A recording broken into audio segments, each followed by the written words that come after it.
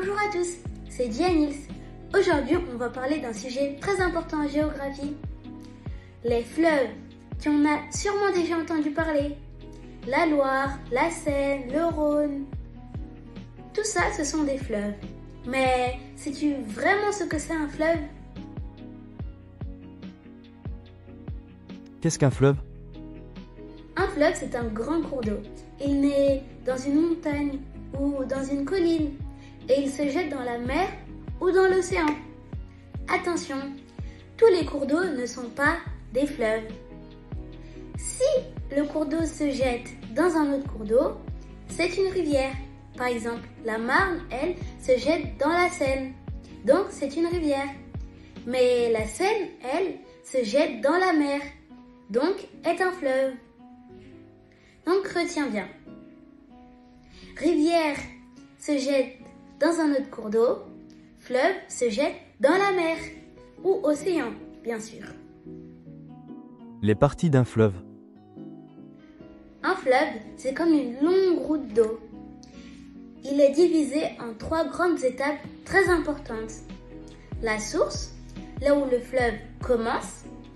Le cours, le chemin parcouru par le fleuve, souvent très long.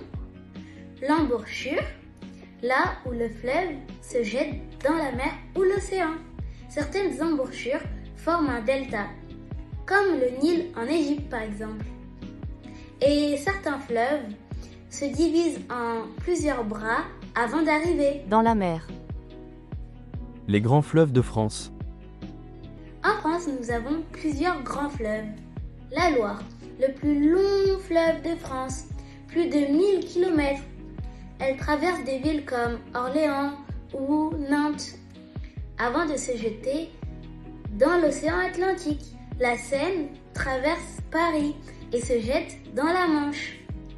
Quand tu vois des bateaux sur la Seine à Paris, c'est ce fleuve, le Rhône. Il vient de Suisse et traverse Lyon avant de se jeter dans la mer Méditerranée.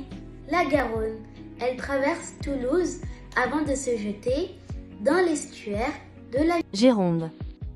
Le Rhin, il marque une partie de la frontière entre la France et l'Allemagne.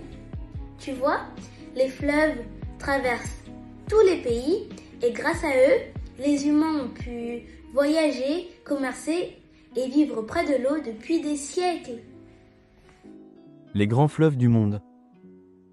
Et dans le monde, il existe des fleuves encore plus immenses. Le Nil en Afrique, le plus long du monde. L'Amazone en Afrique du Sud, le plus puissant.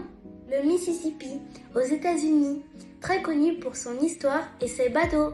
Le Yangtze en Chine, le plus long fleuve d'Asie. Ces fleuves sont vitaux.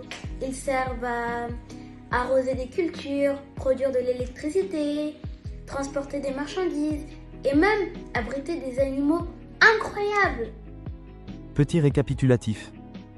On récapitule.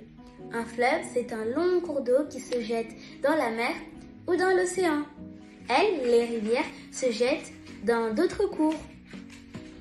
Les principales parties d'un fleuve sont la source, le cours et l'embouchure. En France, les grands fleuves sont la Loire, la Seine, la Garonne, le Rhône et le Rhin. Dans le monde, on retrouve le Nil, le Yangtze, le Mississippi et l'Amazone. Conclusion. Bravo, tu connais maintenant les grands fleuves de France et du monde. Si tu as appris des choses, like, abonne-toi et à la prochaine fois avec moi, coach Gianils. Bye bye!